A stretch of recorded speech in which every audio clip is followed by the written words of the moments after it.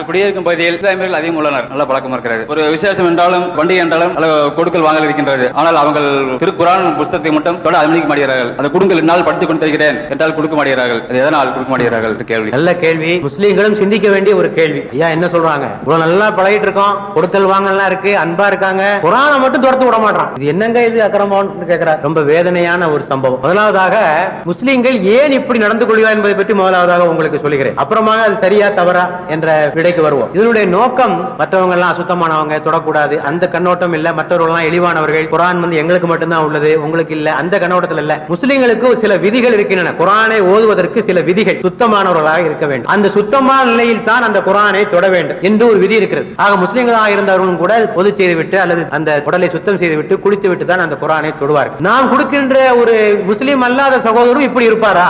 இந்த விதிகளை அவர் பின்பற்றுவாரா? ஆகவே அப்படி கொடுத்தால் அவர் சுத்தம் இல்லாமல் அந்த குரானை தொடக்கூடும். அது குரானுக்கு செய்கின்ற இழுக்கு. இந்த பயத்துல தான் விடமாட்டான் அவங்க இல்லையா?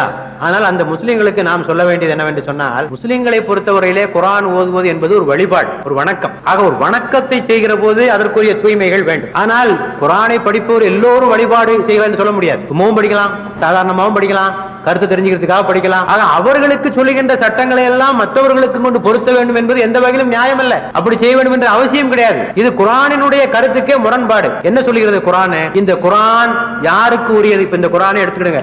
ஆரம்பத்திலே சொல்லி இருக்கு, இது உலக மக்கள் அனைவருக்கும் ஒரு நல்லுரையை அன்றி வேறில்லை. உலக மக்கள் அனைவருக்கும், முஸ்லிம்களுக்கு சொல்லல, உலக மக்கள் அனைவருக்கும் இது நல்லுரையை அன்றி வேறில்லை இப்படின்னு சொல்லிட்டு குரானையும் தொடப்படாதுன்னா இப்படி சொல்றது? உலக மக்கள் அனைவருக்கும் இந்த குரான் உரியது, ஆனா நாங்க மட்டும் தான் தொடுவோம், நீங்க தொடப்படாது. அர்த்தம் இருக்கா? அர்த்தமே கிடையாது. ஆக இந்த கருத்துக்கள் எல்லோருக்கும் போய் சேர வேண்டும் என்று சொன்னால் இதனை எல்லோருக்கும் கொடுக்க வேண்டும். இது முஸ்லிமுடைய கடமை.